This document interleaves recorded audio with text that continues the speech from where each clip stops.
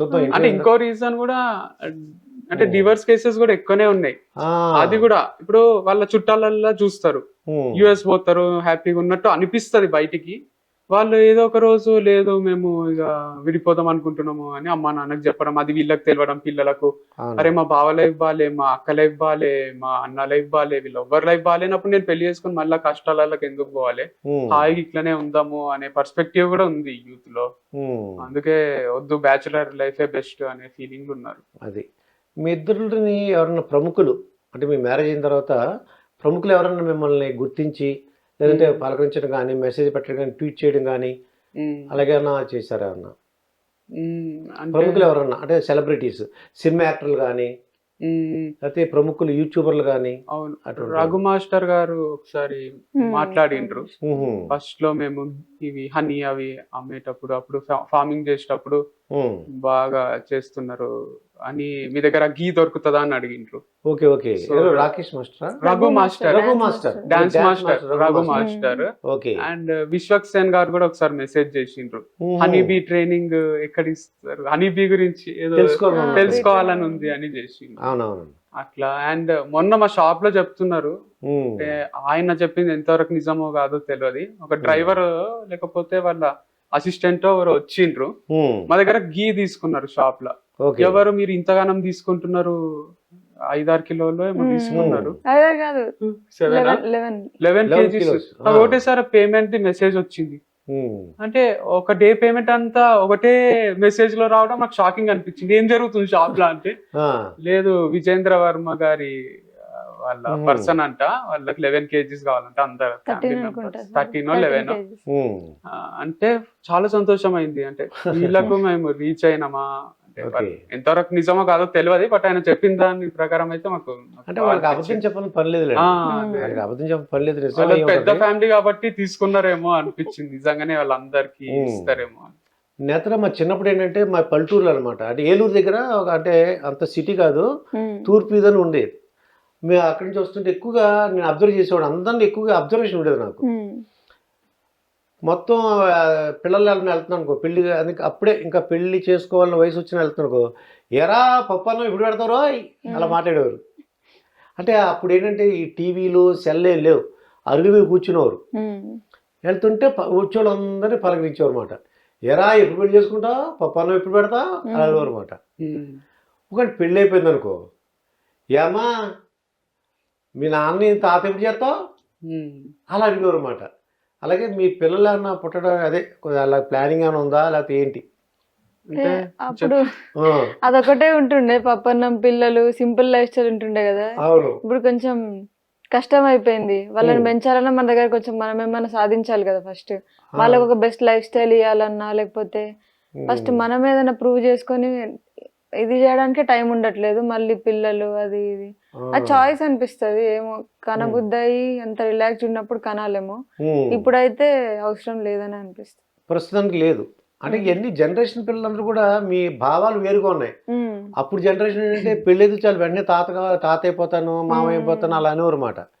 అందుకు నేను అడుగుతున్నాను, అదే మీరేంటే సెటిల్ అవ్వాలి, డబ్బు అని కూడా కాదు, ఏమో ఇంకా మైండ్ సెట్, ఇంకా అంటే టైం కూడా వాళ్ళకి ఇవ్వాలి కదా. ఇప్పుడు మాకు ఈ కంపెనీకి ఫార్మింగ్ కి ఇవన్నిటికే టైం సరిపోతలేదు, ఇక మళ్ళీ పిల్లల్ని కానీ వాళ్ళకు ఏదో నార్మల్ ఇంటి దగ్గర స్కూల్ వేయడం కూడా కరెక్ట్ కాదేమో. అంటే కొన్ని మంచి ఇంటర్నేషనల్ స్కూల్స్ ఉంటాయి కదా, దాంట్లోనే మంచి హై లెవెల్ ఎడ్యుకేషన్ ఇస్తారేమో అనిపిస్తుంది నాకు. అంటే టీచర్స్ కూడా వెల్ ఎడ్యుకేటెడ్ ఉంటారు.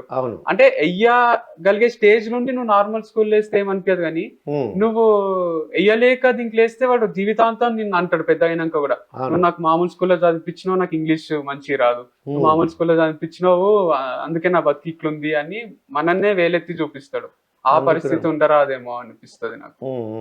అంటే నువ్వే సినిమాలో ఒక డైలాగ్ ఉంటది కదా, నేను 10వ మెట్టు వరకు ఎక్కిన 11వ మెట్టు నుంచి మొదలెట్టాలి నా కొడుకు అనుకోవాలి, కానీ మళ్ళీ వాడిని కూడా రిక్షా కొనుక్కొని వచ్చి నువ్వు కూడా మొదటి మెట్టు నుంచే మొదలెట్టరా అని స్టార్ట్ చేయరాదు అనరాదు. అంటే చాలా మంది ఏమంటారు అంటే, నేను అన్ని కష్టాలు చూసినా నా కొడుకు కూడా అన్ని కష్టాలు చూడాలి, అయితేనే వాడు లైఫ్ తెలుసుకుంటాడు అది కరెక్ట్ కాదని నా పాయింట్ ఆఫ్ వ్యూ. అంటే మనకి కొంచెమన్నా కంఫర్ట్ ఇవ్వగలగాలి మనం. అది అంటే బయట వరండాలో పండబెట్టి దోమలన్నీ కరిచి డెంగ్యూ వచ్చి హాస్పిటల్లో అడ్మిట్ చేయడం కన్నా ఉమ్, ఇంట్లో దోమలు లేకుండా మెష్ అవి కొట్టించి పెట్టి హాయిగా అది పెంచడం కరెక్ట్ కదా.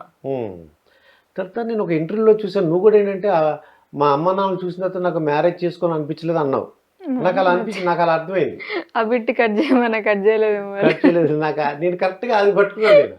అంటే మమ్మీ డాడీ ఎప్పుడు అంటే కొద్దిగా ఫైటింగ్ లాగా మాట్లాడుకున్నావా ఏంటి? అంటే చిన్నప్పటి నుంచి కొంచెం డిస్టర్బెన్సెస్ వాళ్ళిద్దరికి, ఆ, అందుకనే ఫిక్స్ అయినా పెళ్ళొద్దు అని, కానీ అట్లా ఏదో అయిపోయింది సడన్ గా. ఆ, అంటే ఏంటి ఏం జరిగింది అంటే జనరల్గా ఏంటంటే మనస్పర్ధలు అంటే ఫైనాన్షియల్ గానా లేకపోతే ఎలా? ఫైనాన్షియల్ గానే ఎక్కువ డిస్టర్బ్ అయ్యిండు మా డాడీ.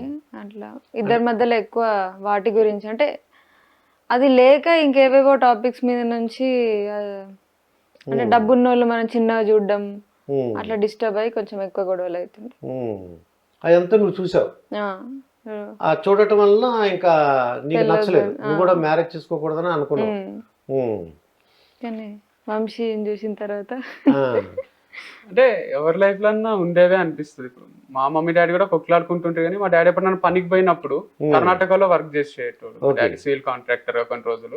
ఉమ్, ఖచ్చితంగా లంచ్ టైంలో ఫోన్ చేస్తుండే మా మమ్మీకి. ఒక్కొక్కసారి మేము ఎత్తి మాట్లాడుతుంటే ఒకసారి మమ్మీ అంటే డైలీ 2 times, మార్నింగ్ ఒకసారి మళ్ళీ ఆఫ్టర్నూన్ ఈవినింగ్ కూడా చేసి మాట్లాడుతుంటే, అంటే వాళ్ళు ఎంత కొట్లాడుకున్నా వాళ్ళ ఇద్దరి మధ్యలో ఆ ప్రేమ ఉంటుండే. ప్రేమ ఉంటుంది. అందుకని నాకు లైఫ్ లో అన్ని కొట్లాటలు, మా ఇంట్లో కూడా డబ్బు కష్టాలు ఉన్నాయి, కొట్లాటలు ఉన్నాయి, అయితే కూడా పెళ్లి చేసుకోరాదు అని పడలే. ఉమ్, అరే వీళ్ళు మంచిగానే ఉంటారు, వీళ్ళకి ఒకరంటే ఒకరికి పిచ్చే ఉంది, మస్తు అవును. ప్రేమ ఉంది అని తెలుస్తుంటది. అవును. అందుకు marriage life is beautiful life అని నాకు మైండ్ లో కూర్చుండిపోయింది. నేత్ర ఇప్పుడు అరేంజ్డ్ మ్యారేజ్ బెస్ట్ అంటావా లేదంటే అంటే లవ్ మ్యారేజ్ బెటర్ అంటావా? విచ్ ఈజ్ బెటర్ నీ ఐడియా నాకు ప్రకారం, అంటే నీకున్న ఎక్స్పీరియన్స్ ప్రకారం? Love and arranged better. Love and arranged arrange. Love and arrange అదే ఎలా కూర్చుంది? అంటే ప్రేమించి పెద్దలకు చెప్పి చేసుకోవడం అంటే. ఓకే ఓకే, ప్రేమించి పెద్ద ఒప్పుకోకపోతే చెప్పకుండా చేసుకోవాలి, ఒప్పుకుంటే చెప్పి. చెడగొడుతున్నా చెప్పకుండా ఓ లవ్ అండ్ దెన్ అరేంజ్డ్ అంటే వాళ్ళు ప్రేమిస్తారు, ఇంట్లో చెప్తారు, అది ఒప్పించాలి, ఒప్పించాలి, అంతేగాని ఆత్మహత్యలు అటువంటి చేయకూసుకోకూడదు. అట్లాంటివి చేసుకోవద్దు. అయితే నేత్ర మీ స్కూల్ విశేషాలు నేను తెలుసుకోవాలనుకున్నాను. అన్నయ్యని అడిగాను నేను, అసలు కథలు ఎలా స్టార్ట్ చేసావు కృష్ణ చైతన్య అని అడిగాను. చెప్పాడు తను, నాకు రీజన్ చెప్పాడు, నేను కూడా చెప్తాను.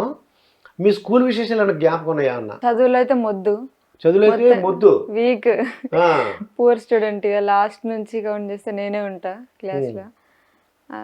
తెలుగు ఒక్కటి బాగా వస్తుండే సబ్జెక్ట్, మిగతా అన్ని ఫెయిల్. కానీ ఎట్లా అట్లా మేనేజ్ చేసి 10th అయితే పాస్ అయినా కాపీ కొట్టి. కాపీ కొట్టి అమ్మో. అంటే గవర్నమెంట్ స్కూల్లో పడ్డా సెంటర్, నా ముందే టాపర్, మా క్లాస్ టాపర్. అట్లా మేనేజ్ చేసి కొంచెం బయటపడ్డా. Okay okay. కానీ మీ టీచర్లు ఏమైనా అనేవారు నువ్వు మోస్ట్ అమాయకురాలు స్టూడెంట్ ఎవరంటే నేత్ర అని అంటారా క్లాసులో? మోస్ట్ కంత్రి అంటారు. కంత్రి అంటే చదవకపోయేదాన్ని, అన్నిట్లో ఆగం. ఇంకా వాలీబాల్ గేమ్స్ మంచిగా ఆడేదాన్ని, వాలీబాల్ ఆడేదాన్ని. నేను నువ్వు చాలా ఇన్నోసెంట్, మాట రాదు, కెమెరా ముందు ఒకటే అట్లా. కెమెరా ముందు అలాగే అనమాట.